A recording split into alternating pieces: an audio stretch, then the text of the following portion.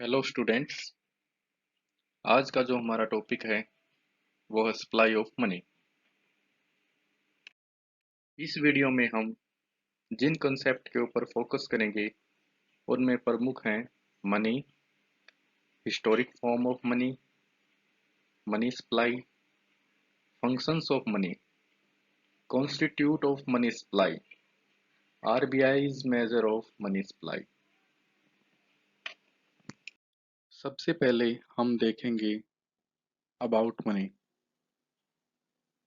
अगर हम अपने इतिहास को देखें तो मुद्रा के प्रचलन से पहले हमारी वस्तु विनिमय प्रणाली प्रचलन में थी, यानी कि बार्टर ट्रेड सिस्टम। इस प्रणाली में एक वस्तु के बदले में दूसरी वस्तु का लेन देन किया जाता था, क्रय विक्रय किया जाता था।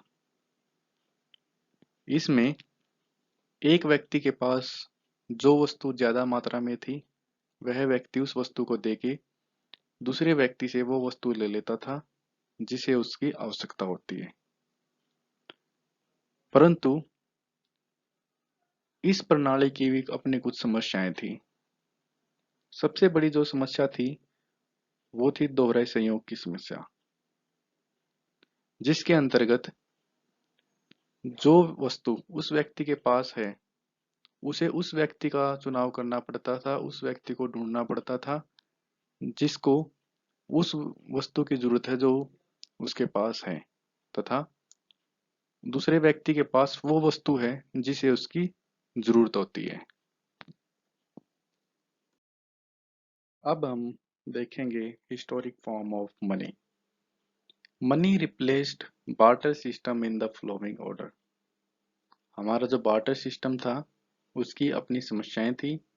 उन समस्याओं को ध्यान में रखते हुए उस समय हमारे समाज में कुछ बदलाव हुए। वस्तु के बदले में वस्तु देने की प्रथा धीरे धीरे समाप्त हुई। उसके बदले में कुछ आइडेंटिकल वस्तुएं का इस्तेमाल किया जाने लगा, जिनमें प्रमुखतः हमारा पशुधन, लिव स्टॉक, जैसे हमारी काऊ, हॉर्स, कैमल, बुल्स, हमारी commodity, food grain, cereal, pulses, हमारे सेल जैसे कि कोडी सीप्स, हमारी महंगी महंगी पत्थर, हमारी धातुएं, हमारी फिएट मनी, इन सब का इस्तेमाल किया जाने लगा। इस प्रकार हमारी मुद्रा धीरे धीरे प्रचलन में आती गई। अगर हम बात करें इवोल्यूशन ऑफ मनी की तो सबसे पहले हमारा था barter trade system. Barter trade system के बाद हमारा गोल्ड, सोने में वस्तु सेवाओं का लेन देन होने लगा। Metal coins, paper money. Paper money के बाद हमारा जो आधुनिक रूप है प्लास्टिक कार्ड्स, इलेक्ट्रॉनिक मनी, और आज के समय में जो हमारा आधुनिकतम स्वरूप है हमारा मनी का वो हमारी है cryptocurrency. Next question is what is money? Money as anything which is widely accepted, universal accepted in the payment for goods and services। यानी कि मुद्रा वह सब कुछ है जिसके बदले में हम वस्तु सेवाएं खरीदते हैं तथा वह यूनिवर्सली एक्सेप्टेड है, सार्वभौमिक स्वीकार्यता है। It can be in various forms such as notes, coin, credit card, debit card या फिर हमारे बैंक चेक। इन सभी को हम मुद्रा के रूप में शामिल करते हैं। Next question is what is money supply? Money की सप्लाई क्या है? Money supply refer to the total sum of money available to the public in the economy at a point of time. समय की एक निश्चित अवस्था में एक पर्टिकुलर टाइम पे जितना पैसा जनता के पास है वह सारा मनी की सप्लाई का एक भाग है। Money supply refer to the amount of money held by the public. जो भी पैसा पब्लिक के पास है, पब्लिक के द्वारा ग्रहण किया गया है, वह सभी मनी की सप्लाई का पार्ट है, जिसमें हमारे हाउस होल्ड हैं, फॉर्म्स हैं, इंस्टीट्यूशन है, परंतु इसमें बैंक या फिर गवर्नमेंट ऐड नहीं है। Money supply refer to the stock of money held by the public in spendable form. जो भी पैसा खर्च करने योग्य एक जनता के पास अवेलेबल होता है वह सभी का सभी मनी सप्लाई का भाग होता है। नेक्स्ट है फंक्शन ऑफ मनी, मुद्रा के कार्य। मेनली हम मुद्रा के 4 महत्वपूर्ण कार्यों की व्याख्या करेंगे। सबसे पहला हमारा मीडियम ऑफ एक्सचेंज, मुद्रा के द्वारा हम वस्तु सेवाओं का क्रय विक्रय कर सकते हैं। Second point is store of value, मुद्रा के द्वारा हम अपने धन को स्टोर कर सकते हैं, सेविंग कर सकते हैं। मुद्रा के प्रचलन से पहले बार्टर ट्रेड सिस्टम में यह संभव नहीं था कि हम भविष्य में जो भी हमारे सामने समस्याएं आएंगी उनका सामना करने हेतु हम सेविंग कर सकें। मुद्रा के द्वारा यह सब संभव हुआ है। थर्ड पॉइंट हमारा है यूनिट ऑफ अकाउंट, लेखे की इकाई। मुद्रा के द्वारा हम प्रत्येक वस्तु या फिर सेवा को कीमतों के रूप में परिभाषित कर सकते हैं। फोर्थ पॉइंट हमारा है स्टैंडर्ड्स फॉर डेफर्ड पेमेंट, मुद्रा के द्वारा हम अपने भुगतान को भविष्य में भी कर सकते हैं। यह सब मुद्रा के द्वारा ही संभव हो पाया है। इनके अलावा भी हमारे मुद्रा के कुछ अन्य कार्य होते हैं जिनको मेनली हम 3 कैटेगरी में डिवाइड कर सकते हैं। मनी के प्राइमरी फंक्शन, सेकेंडरी फंक्शन और हमारे कंटिजेंट फंक्शन, जिनकी व्याख्या इस प्रकार से की जा सकती है। Next point is constitute of money supply, मुद्रा की पूर्ति का गठन। इसको हम 2 तरीकों से मेजर कर सकते हैं, traditional measure, modern measure. Traditional measure में हम केवल और केवल मुद्रा की पूर्ति की 2 अवस्थाओं को शामिल करते हैं, करेंसी इन सर्कुलेशन और दूसरा हमारा डिमांड डिपॉजिट। करेंसी में हम कॉइन, नोट्स सभी को ऐड करेंगे। इन दोनों के जोड़ से जो हमें मनी की सप्लाई प्राप्त होगी उसको कहेंगे हम नैरो मनी। परंतु जो मॉडर्न मनी होती है, मॉडर्न मेजर है, वो एक विस्तृत मेजर है क्योंकि उसमें ट्रेडिशनल मेजर के साथ साथ यानी कि currency in circulation, demand deposit के साथ साथ post office saving, time deposit, government security और साथ में क्रेडिट को भी इंक्लूड किया जाता है। तो इन सभी के जोड़ से जो मनी की सप्लाई प्राप्त होगी उसको कहेंगे हम ब्रॉड मनी। ट्रेडिशनल अप्रोच, जैसा कि हमने अभी पढ़ा है, ट्रेडिशनल अप्रोच में केवल करेंसी इन सर्कुलेशन व डिमांड डिपॉजिट को इंक्लूड किया जाता है। According to traditional approach the money is a medium of exchange, मुद्रा का प्रमुख कार्य केवल वस्तु सेवाओं को क्रय विक्रय करना है। अगर हम अपने देश की बात करें, आरबीआई यानी कि रिजर्व बैंक ऑफ इंडिया हमारे देश में नोटों का निर्गमन करता है, परंतु हमें ध्यान रखना है कि ये नोट 1 रुपये से ज़्यादा आरबीआई इश्यू करता है, जिसके ऊपर हमारे रिजर्व बैंक ऑफ इंडिया के गवर्नर के हस्ताक्षर होते हैं तथा 1 रुपये का नोट फाइनेंस डिपार्टमेंट के द्वारा इशू किया जाता है, जिस पर फाइनेंस सेक्रेटरी के हस्ताक्षर किए जाते हैं। Next one is modern approach. इस अप्रोच में ट्रेडिशनल अप्रोच यानी कि currency in circulation, demand deposit के साथ साथ post office saving, time deposit. Time deposit में हम दोनों प्रकार की सेविंग इंक्लूड करेंगे, चाहे वो हमारी एफडी हो या फिर आरडी हो। गवर्नमेंट सिक्योरिटीज जिसमें बॉन्ड, ट्रेजरी बिल या अन्य किसी प्रकार के फाइनेंशियल इंस्ट्रूमेंट शामिल हो सकते हैं, चाहे वो शॉर्ट रन के लिए हो या फिर लॉन्ग रन के लिए हो। तथा क्रेडिट को हम इंक्लूड करते हैं। ये हमारा क्रेडिट मॉर्टेज या फिर बॉन्ड के रूप में डोमेस्टिकली हमारे नॉन फाइनेंशियल सेक्टर के द्वारा लिया गया हो सकता है। नेक्स्ट है RBI major of money supply. RBI ने मनी की सप्लाई को लिक्विडिटी के बेस पे अलग अलग कैटेगरी में डिवाइड किया है। जो कि M0 से शुरू होते हैं। M0, M1, M2, M3, M4। M0 को हम रिजर्व मनी या फिर बेस मनी भी कहते हैं, जिसमें मेनली पब्लिक, कमर्शियल बैंक या फिर पोस्ट ऑफिस के पास जो पैसा होता है उसको हम इंक्लूड करते हैं। M0 यानी कि रिजर्व मनी या फिर base money.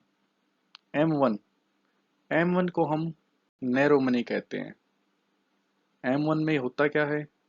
Currency in circulation, demand deposit या फिर अदर डिपॉजिट को हम इंक्लूड कर सकते हैं। M2, M3 को हम ब्रॉड मनी कहते हैं। और हमारा M4। सबसे पहले हमारा M0। M0 को हम बेस मनी भी कहते हैं। इसमें शामिल क्या क्या होता है? सबसे पहला पॉइंट हमारा currency in circulation. Second point is commercial bank deposit with RBI। जितने भी हमारे कमर्शियल बैंक हैं उनके RBI में डिपॉजिट को हम इसमें इंक्लूड करते हैं। इसके अलावा है हमारे other deposit with RBI। Other deposit means कौन कौन करेंगे? विदेशी bank, financial institution, development bank, non banking financial corporation. इन सभी के द्वारा जितना भी डिपॉजिट किया गया है RBI में वो हम बेस मनी में इंक्लूड कर लेते हैं। अब है M1 यानी कि नैरो मनी। नैरो मनी में हम इंक्लूड क्या क्या करते हैं? सबसे पहला हमारा है करेंसी इन सर्कुलेशन, यानी कि हम कह सकते हैं करेंसी विद पब्लिक। जो भी पैसा लोगों के पास है वो हम इंक्लूड करते हैं।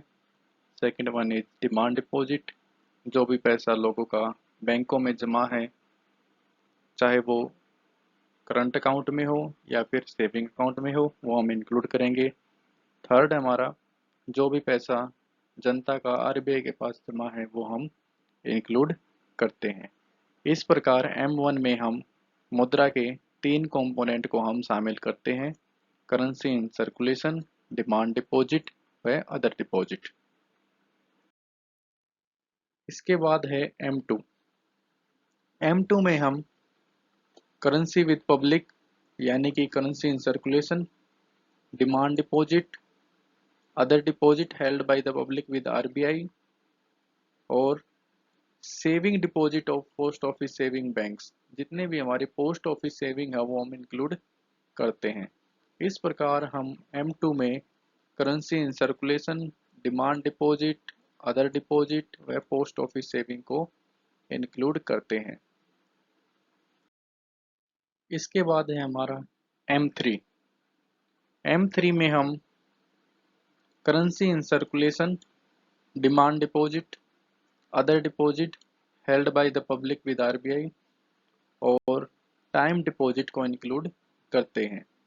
ये टाइम डिपॉजिट या पर्सनल हो या कॉर्पोरेट के द्वारा किए जाएं या गवर्नमेंट के द्वारा किए जाएं या फिर कोई ऑर्गेनाइजेशन करे, इन सभी को हम इंक्लूड करते हैं। इस प्रकार हम M3 में currency in circulation, demand deposit, other deposit व टाइम डिपॉजिट को इंक्लूड करते हैं। M3 एक ब्रॉड मनी कंसेप्ट है, जबकि M1 एक नैरो मनी कंसेप्ट था। इसके बाद है M4। M4 में हम क्या क्या इंक्लूड करेंगे? Currency in circulation, demand deposit, other deposit held by the public with RBI, time deposit तथा पोस्ट ऑफिस सेविंग्स को। इस प्रकार हम M4 में currency in circulation, other deposit, demand deposit, time deposit व पोस्ट ऑफिस सेविंग को include करते हैं। जैसा कि हमने अभी पढ़ा है M1। M1 में हमारे 3 कंपोनेंट इंक्लूड थे: currency in circulation plus demand deposit plus other deposit. जबकि हमारे M2 में हमने मनी की सप्लाई में 4 कंपोनेंट इंक्लूड किए थे: currency in circulation, demand deposit, other deposit, post office saving. क्योंकि M1 और M2 में हमारे जो 3 कंपोनेंट है पहले वाले वो दोनों में इक्वल हैं, इसलिए हम M2 को और क्या लिख सकते हैं? M1 प्लस में पोस्ट ऑफिस सेविंग्स भी हम इसको लिख सकते हैं। M3 में हमने currency in circulation, demand deposit, other deposit व टाइम डिपॉजिट को इंक्लूड किया था। क्योंकि पहले वाले तीन कंपोनेंट बिल्कुल सेम है M1 के, तो M3 को और क्या लिख सकते हैं, M1 प्लस में टाइम डिपॉजिट। ठीक इसी प्रकार M4 में currency in circulation, demand deposit, other deposit, time deposit व पोस्ट ऑफिस सेविंग को इंक्लूड किया है। जैसा कि हमने अभी पढ़ा है, पहले वाले तीन कंपोनेंट M1 के बिल्कुल इक्वल हैं, तो हम M4 को और क्या लिख सकते हैं, M1 प्लस में टाइम डिपॉजिट प्लस में पोस्ट ऑफिस सेविंग्स। और जो हमारे पहले चार कंपोनेंट हैं, ये बिल्कुल इक्वल हैं हमारे M3 के, तो हम M4 को और क्या लिख सकते हैं, M3 प्लस में पोस्ट ऑफिस सेविंग्स भी इसको लिखा जा सकता है।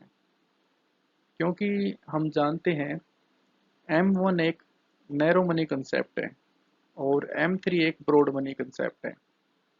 लेकिन हमने एक बात का ध्यान रखना है कि M1 में सबसे ज़्यादा लिक्विडिटी पाई जाती है, सबसे ज़्यादा तरलता होती है। जैसे जैसे हम M1 से M2, M2 से M3, M3 से M4 आते जाएंगे, लिक्विडिटी का स्तर लगातार कम होता चला जाएगा।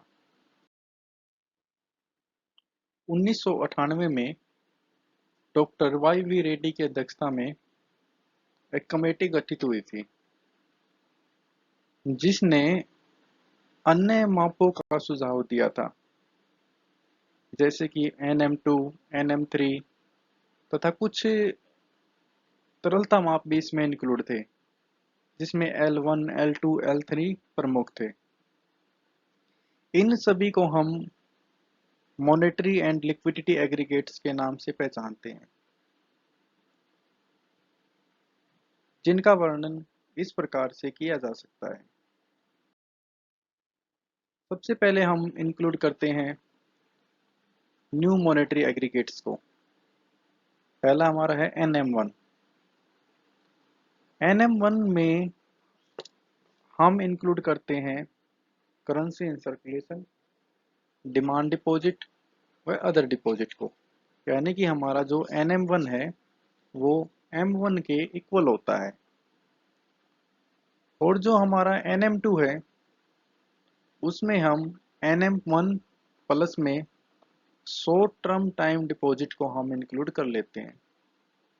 जितने भी हमारे रेजिडेंट हैं, हमारे निवासी हैं, देशवासी हैं, उन सब के द्वारा जो भी अल्पकाल के लिए टाइम डिपॉजिट किया गया है, अल्पकाल मीन्स एक साल से कम, अप टू मैक्सिमम 1 ईयर, एक साल की समयावधि तक जो टाइम डिपॉजिट इंक्लूड किए गए हैं, टाइम डिपॉजिट करवाए गए हैं, उन सभी को हम M1 में इंक्लूड कर लेते हैं।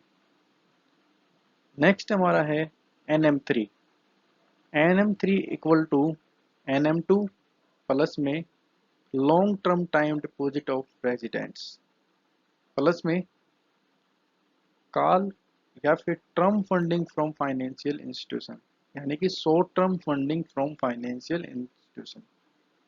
इस प्रकार हम NM1, NM2 व NM3 की कैलकुलेशन करते हैं। नेक्स्ट है लिक्विडिटी एग्रीगेट्स, जिसमें हम L1, L2, L3 का अध्ययन करेंगे। L1 को निकालते इसमें हम क्या करेंगे, NM3।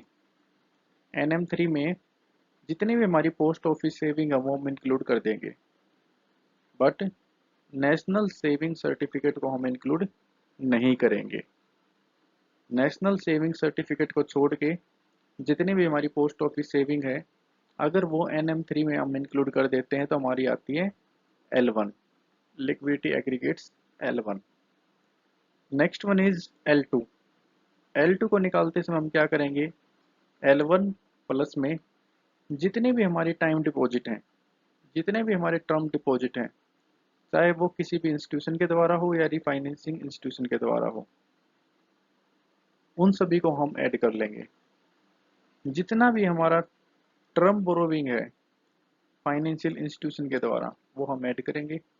जितने भी हमारे सर्टिफिकेट ऑफ डिपॉजिट इश्यू किए हैं फाइनेंशियल इंस्टीट्यूशंस ने, वो हम इंक्लूड कर लेंगे। जब हम चारों को इंक्लूड कर लेते हैं तो हमारा कंपोनेंट आता है L2।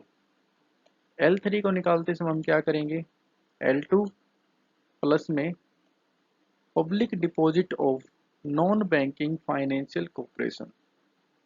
जितने भी हमारे पब्लिक डिपॉजिट हैं नॉन बैंकिंग फाइनेंशियल कॉर्पोरेशन के द्वारा, वो सभी हम ऐड करके L2 में L3 को निकाल सकते हैं।